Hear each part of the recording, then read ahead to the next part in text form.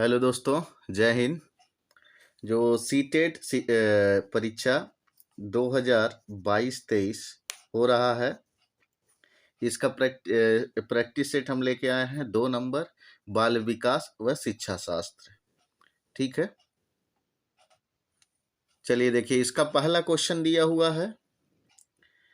अभिप्रेरणा के सिद्धांत के अनुसार एक शिक्षक के द्वारा सीखने को संवर्धित कर सकता है। तो पहला ऑप्शन दिया हुआ है, विद्यार्थियों से वास्तविक अपेक्षाएं रखना, अपेक्षाओं का एक स्वरूप स्तर रखने, विद्यार्थी से किसी प्रकार की अपेक्षा न रखने, विद्यार्थी से बहुत उच्च अपेक्षाएं रखना। तो भाई विद्यार्थी है तो उससे हम उच्च तो हो नहीं सकता, न रखने तो कुछ ना कुछ अपेक्षाएं जैसे होती हैं, ये अपेक्षाएं एक स्वरूप, ये भी गलत हो जाएगा। इसमें पहला आंसर सही होगा, विद्यार्थी से वास्तविक अपेक्षाएं करना, यानी रियलिटी में जो है, ठीक है ना, वो जो जिस तरीके से है उससे उस तरीके से अपेक्षाएं कर सकते हैं। चलिए दूसरा आंसर है, दूसरा क्वेश्चन है, विकास स्वरूप होता है। तो विकास स्वरूप 4 ऑप्शन दिए हैं, उत्तर बाल्य अवस्था से, बी दिया है प्रसव पूर्व अवस्था से, सी दिया है शैशवावस्था से, और डी दिया है पूर्व बाल्यावस्था से। तो इसमें कौन सा आंसर हो जाएगा? आंसर नंबर बी, प्रसव पूर्व अवस्था। यानी ये क्या है, विकास कहाँ से शुरू होता है? उम्ब टू मतलब बोलते हैं गर्भ से मतलब गर्भ से कब्र तक जाती है विकास की अवस्था, ठीक है ना। हाँ, तीसरा क्वेश्चन है, देखिए, बहुविध बुद्धि सिद्धांत के अनुसार सभी प्रकार के पशुओं, खनिजों और पेड़ पौधों को पहचानने और वर्गीकृत करने की योग्यता कहलाती है। देखिए 4 ऑप्शन दिए हुए हैं। पहला दिया है तार्किक गणितीय बुद्धि, बी ऑप्शन दिया हुआ प्राकृतिक बुद्धि, सी दिया है भाषकी बुद्धि, डी दिया स्थानिक बुद्धि। तो खनिज पेड़ पौधों को पहचानना और वर्गीकृत करने की योग्यता क्या कहलाती है? प्राकृतिक बुद्धि, ठीक है ना। हाँ, इसमें कौन सा सही हो जाएगा? ऑप्शन नंबर बी, तीसरे क्वेश्चन का ऑप्शन नंबर बी। चलिए चौथा क्वेश्चन क्या कह रहा है आपका, देखा जाए। अधिकांश व्यक्तियों की बुद्धि औसत होती है, बहुत कम प्रतिभा संपन्न होते हैं और बहुत कम व्यक्तियों मंद बुद्धि के होते हैं। यह कथन के डैश में दिया हुआ के प्रतिस्थापित सिद्धांत पर आधारित है। मतलब किस सिद्धांत पे आधारित है? देखिए, एक क्या क्या कह रहा है, बुद्धि और जाति भिन्नताओं, बुद्धि के वितरण, बुद्धि की वृद्धि, बुद्धि और लैंगिक भिन्नताएं। तो इसमें ऑप्शन नंबर क्या हो जाएगा? आपका बी सही हो जाएगा, बुद्धि के वितरण से है। मंद बुद्धि के होते, यह कथन को प्रतिस्थापित सिद्धांत पर आधारित है, तो बोलेंगे किस पे आधारित है? बुद्धि के वितरण पे आधारित है। चौथे का ऑप्शन नंबर बी सही हो जाएगा।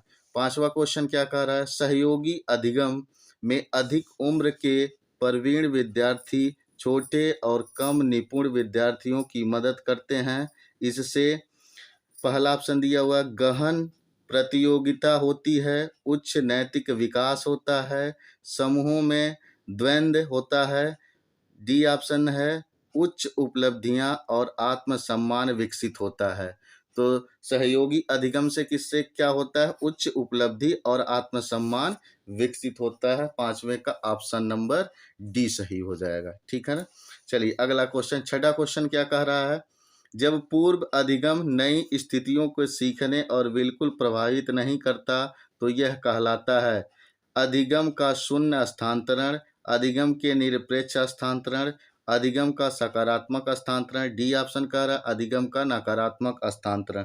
तो इसमें क्या हो जाएगा, जब पूर्व अधिगम नई स्थितियों के सीखने को बिल्कुल प्रभावित ही नहीं करता है तो यह क्या अलग कहलाता है? अधिगम के शून्य स्थानांतरण, यानी छठे का ऑप्शन नंबर ए सही होगा, ठीक है ना। चलिए सातवां क्वेश्चन क्या कह रहा है आपका, चिंतन अनिवार्य रूप से है एक संज्ञानात्मक गतिविधि, मनोगद्यात्मक प्रक्रिया, मनोवैज्ञानिक परिघटना, भावात्मक व्यवहार, ठीक है ना। तो चिंतन अनिवार्य रूप से क्या है? संज्ञानात्मक गतिविधि है, ठीक है ना। कौन सी गतिविधि है? संज्ञानात्मक गतिविधि है। 7वें का कौन सा आंसर सही होगा? Answer number A. 8वां क्वेश्चन चलिए देखते हैं। एक बाल केंद्रित कक्षा में बच्चे सामान्यतः सीखते हैं। पहला ऑप्शन दिया हुआ है व्यक्तिगत और सामूहिक दोनों रूप से, बी मुख्य रूप से शिक्षक से, सी व्यक्तिगत रूप से, सामूहिक रूप से। एक बाल केंद्रित शिक्षा में बच्चे सामान्यतः सीखते हैं व्यक्तिगत रूप से, ठीक है ना। ऑप्शन नंबर सी हो जाएगा यहाँ पे सही 8वें क्वेश्चन का। 9वां क्वेश्चन क्या कर रहा है? पियाजे के अधिगम के संज्ञानात्मक सिद्धांत के अनुसार वह प्रक्रिया जिसके द्वारा संज्ञानात्मक संरचना को संशोधित किया जाता है डैश कहलाती है? प्रत्यक्षण, समायोजन, समावेशन, स्कीमा। तो इसका 9वें का आंसर क्या हो जाएगा? डी स्कीमा हो जाएगा।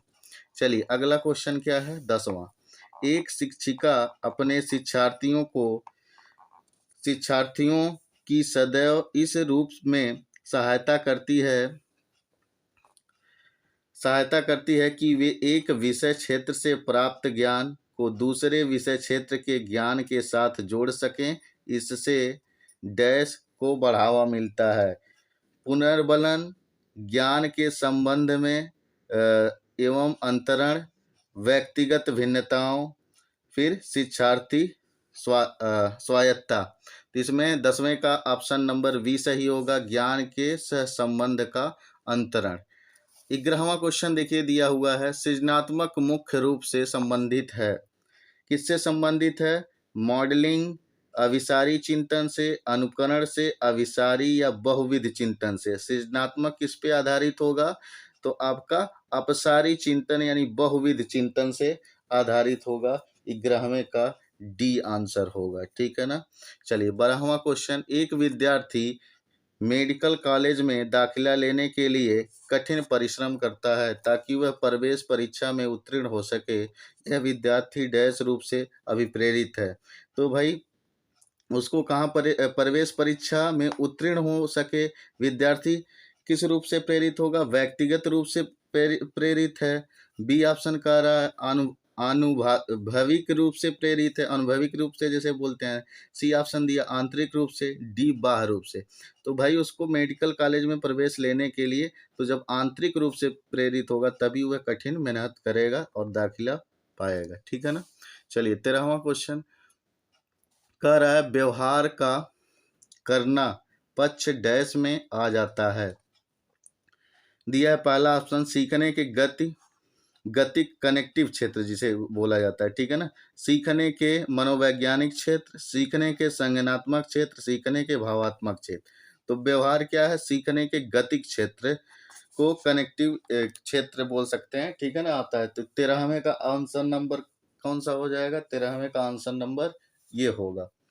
14वां क्वेश्चन देखिए क्या कह रहा है, विज्ञान एवं कला प्रदर्शनी, संगीत एवं नृत्य प्रस्तुति तथा विद्यालय पत्रिका निकालना डैश के लिए शिक्षार्थियों को सृजनात्मक मार्ग उपलब्ध कराने, विभिन्न व्यवसायों के लिए विद्यार्थियों को प्रशिक्षित करने, तो व्यवसाय विद्यालय का नाम रोशन करने के लिए, अभिभावकों को संतुष्ट करने के लिए। तो ये सब पूरे गलत, ये नेगेटिव थिंकिंग की ओर ले जा रहा है।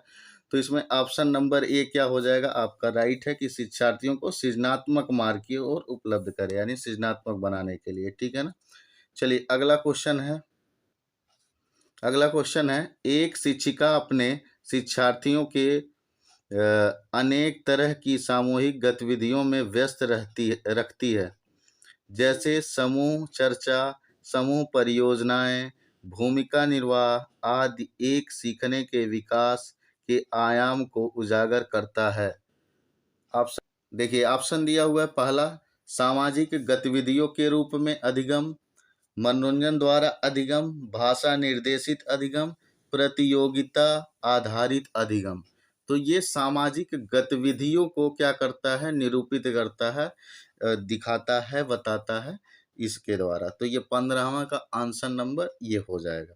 चलिए 16वां क्वेश्चन क्या कर रहा है आपका? 16वां क्वेश्चन ये कर रहा है, जब एक शिक्षिका दृष्टिबाधित शिक्षार्थियों को कक्षा के अन्य शिक्षार्थियों के साथ सामूहिक गतिविधियों में शामिल करती है तो वह, पहला ऑप्शन, कक्षा के लिए सीखने हेतु बाधाएं उत्पन्न कर रही है, ये गलत हो जाएगा पहली बात। समावेशी शिक्षा की भावना के अनुसार कार्य कर रही है, बिल्कुल सही, यहाँ पे बी ऑप्शन सही हो जाएगा। 17वां क्वेश्चन क्या कर रहा है, एक शिक्षिका अपने शिक्षण में दृश्य, श्रव्य सामग्री और शारीरिक गतिविधियों का प्रयोग करती है क्योंकि, पहला ऑप्शन दिया, वे शिक्षक को आराम देता है, गलत हो जाएगा। वे प्रभावी आकलन को सुगम बनाते हैं, सी ऑप्शन दिया, वे शिक्षार्थियों को वैधि उपलब्ध कराते हैं, डी ऑप्शन दिया हुआ है, इनमें अधिकतम इंद्रियों का उपयोग सीखने को संवर्धित करता है, बिल्कुल। यानी आपका दृश्य श्रव्य यानी ऑडियो वीडियो से आप जब सामग्री का यूज करते हैं तो बहुत इसमें सभी इंद्रियां क्या होती हैं आपको, यानी आंख देखने का काम करेगा, कान सुनने का काम करेगा, तो तेजी से ये क्या होगा, एडॉप्ट करेंगे किसी चीज को, वो ग्रहण कर पाएंगे और जल्दी उनको याद होगा जो चीजें रहेंगी और कॉन्सेप्ट क्लियर होगा।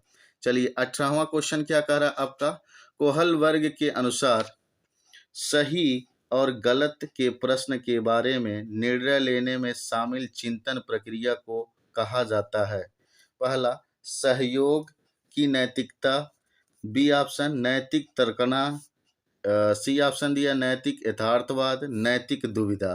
तो कोहलबर्ग के अनुसार सही गलत प्रश्न के बारे में निर्णय लेने की शामिल चिंतन प्रक्रिया को कहा जाता है, कौन सी प्रक्रिया, चिंतन प्रक्रिया।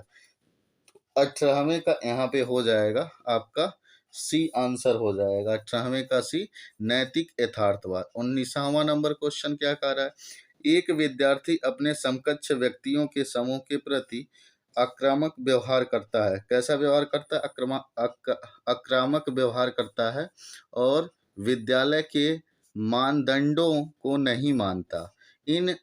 इस विद्यार्थियों को डैश में सहायता की आवश्यकता है, पहला ऑप्शन दिया हो भावात्मक क्षेत्र से, उच्च स्तरीय चिंतन कौशल, सी ऑप्शन दिया है संज्ञानात्मक क्षेत्र से, डी दिया है मनोगत्यात्मक क्षेत्र से। तो इसमें आंसर कौन सा सही हो जाएगा, देखिए 19 का आंसर नंबर, उसको आक्रामक व्यवहार करता है, मतलब इस तरीके से ट्रीट करता है विद्यालय में, तो विद्यालय के मानदंडों को नहीं मानता, जो भी है रूल्स रेगुलेशन, तो इस विद्यार्थी को क्या करना चाहिए, भावात्मक क्षेत्र में सहायता की आवश्यकता होती है इस प्रकार के विद्यार्थियों को। चलिए 20वां क्वेश्चन है, शिक्षकों को यह सलाह दी जाती है कि वे अपने शिक्षार्थियों को सामूहिक गतिविधियों में शामिल करें क्योंकि सीखने को सुगम बनाने के अतिरिक्त ये डैश में भी सहायता करती है, दुश्चिंता, सामाजिकरण, मूल्य द्वंद्व और आक्रामकता। तो इसमें आंसर कौन सा सही हो जाएगा, 20 का आपका बी नंबर यानी सामाजिकरण, ठीक है ना, अतिरिक्त ये सामाजिकरण में भी सहायता करती हैं। चलिए 21वां क्वेश्चन नंबर 21वां क्या कर रहा है, समावेशी शिक्षा उस विद्यालयी शिक्षा व्यवस्था की ओर संकेत करती है जो, देखिए 4 ऑप्शन दिए हुए हैं इसमें, पहला दिया है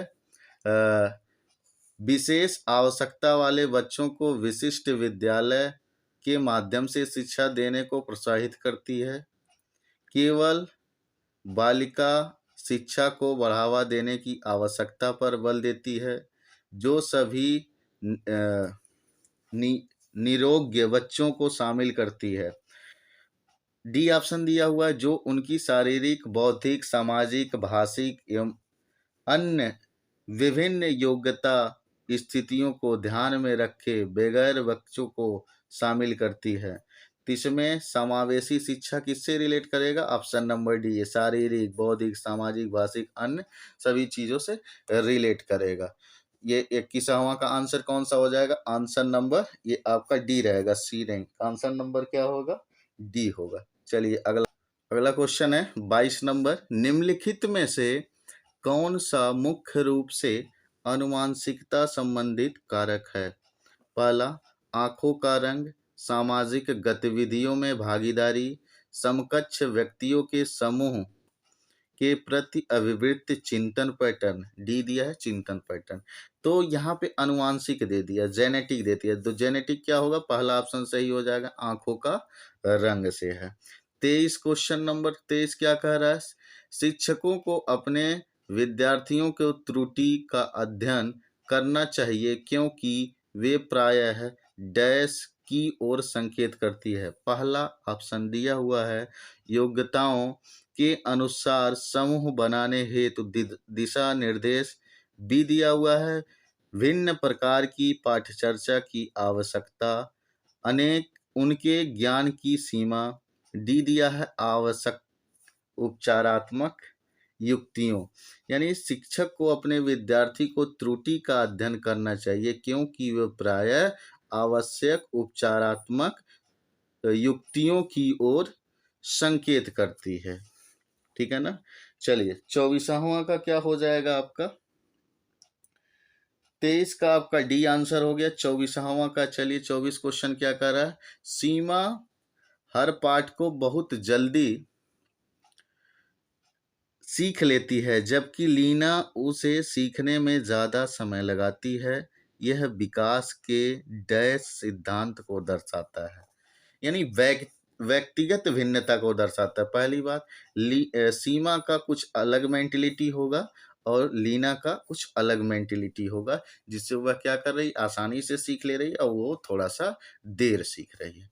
25वां का आंसर, चलिए 25वां क्वेश्चन क्या कर रहा है, निम्नलिखित में से डैश दिया हुआ है के अतिरिक्त सभी वातावरणीय कारक विकास को आकार देते हैं। पहला दिया हुआ है पौष्टिकता की गुणवत्ता, संस्कृति, शिक्षा की गुणवत्ता, और डी दिया हुआ शारीरिक गठन। तो सभी वातावरणीय कारक विकास की ओर आकार देते हैं। तो शारीरिक गठन के अतिरिक्त सभी वातावरणीय, देखिए पौष्टिक की गुणवत्ता वातावरण से रिलेटेड करेगा, सांस्कृतिक भी वातावरणीय फैक्टर की बात करेगा, शिक्षा की गुणवत्ता भी क्या करेगा, इसमें कह रहा है निम्नलिखित अतिरिक्त बोला है, किसके अलावा, तो शारीरिक गठन के अलावा हो जाएगा।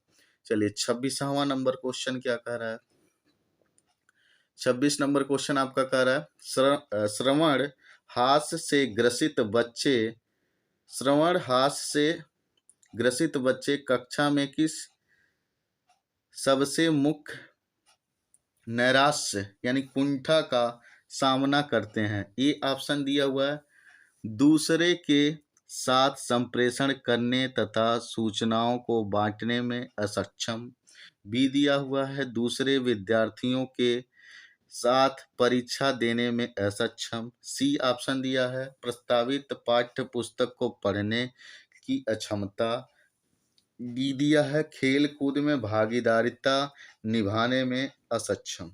तो इसका 26 का आंसर नंबर क्या हो जाएगा आपका, 26 का आंसर नंबर ये हो जाएगा दूसरों के साथ संप्रेषण करने तथा सूचनाओं को बांटने में अक्षमता होती है। ठीक है ना, यानी कठिनाई की बात करते हैं। ठीक है ना।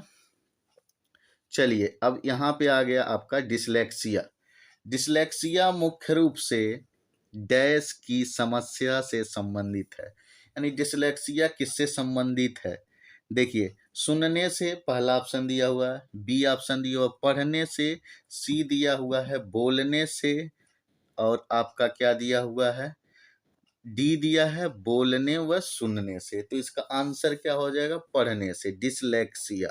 ठीक है ना, डिसलेक्सिया। जैसे आप इसमें डिसलेक्सिया अगर ट्रिक की बात करें तो डी से ऑप्शन यहाँ शुरू हुआ और रीडिंग में डी लास्ट जा रहा है, तो यहाँ पढ़ने में जाएगा। ठीक है ना, इस तरीके से आप देख सकते हैं अगर ट्रिक की बात करते हैं। यहाँ से क्वेश्चन जरूर आता है, यहाँ इंपॉर्टेंट मार्क करिएगा। ठीक है ना, विकार से आपका आ जाएगा यहाँ से। ठीक है ना। चलिए 28वां नंबर क्वेश्चन है प्रतिभाशाली विद्यार्थी अपनी क्षमताओं को तब विकसित कर पाएंगे जब, पहला दिया है ऑप्शन बार बार उनकी परीक्षा होगी, बी दिया है वे अन्य विद्यार्थियों के साथ अधिगम प्रक्रिया से जुड़ते हैं, सी दिया है उन्हें अन्य विद्यार्थियों से अलग किया जाएगा। डी दिया हुआ है वे निजी कोचिंग कक्षाओं में पढ़ेंगे। तो निजी ये भी गलत हो जाएगा। उन्हें अन्य विद्यार्थियों को अलग किया ही नहीं जाना। समावेशी कक्षा की बात की जाती है। बार बार परीक्षा लेने से वह प्रतिभाशाली की वो करेगा नहीं। यहाँ पे बी ऑप्शन आपका सही हो जाएगा, 28 का बी नंबर। ठीक है ना। चलिए 29 नंबर दिया, एक अच्छी पाठ्य पुस्तक डैश ये बस्ती है। एक अच्छी पाठ्य पुस्तक डैश से बसती है। पहला, लैंगिक समानता। बी ऑप्शन दिया सामाजिक उत्तरदायित्व। सी दिया है लैंगिक पूर्वाग्रह। डी दिया है लैंगिक संवेदनशीलता। तो इसमें आपका 29 का आंसर नंबर सी हो जाएगा, लैंगिक पूर्वाग्रह से हो जाएगा। ठीक है ना। एक अच्छी पाठ्य पुस्तक लैंगिक पूर्वाग्रह से बचती है। चलिए 30 नंबर आपका लास्ट क्वेश्चन है, ये आपका प्रैक्टिस सेट का, प्रैक्टिस सेट 2 का। पियाजे के अनुसार संज्ञात्मक विकास के रूप में किस चरण पर बच्चा वस्तु अस्थायित्व को प्रदर्शित करता है? ए ऑप्शन दिया है मूर्त संक्रियात्मक चरण। बी दिया है औपचारिक संक्रियात्मक चरण। सी दिया हुआ संवेदिक प्रेरक चरण। डी दिया हो पूर्व संक्रियात्मक चरण। ठीक है ना। तो इसमें आपका आंसर हो जाएगा आंसर नंबर सी, संवेदी प्रेरक चरण। संवेदी प्रेरक चरण, ऑप्शन नंबर सी। तो आज के लिए आपका प्रैक्टिस सेट बाल विकास का ये रहा। आज के लिए बस इतना ही। बहुत बहुत धन्यवाद। तो प्रैक्टिस सेट पाने के लिए आपको मेरे चैनल को लाइक और सब्सक्राइब करें। बहुत बहुत धन्यवाद।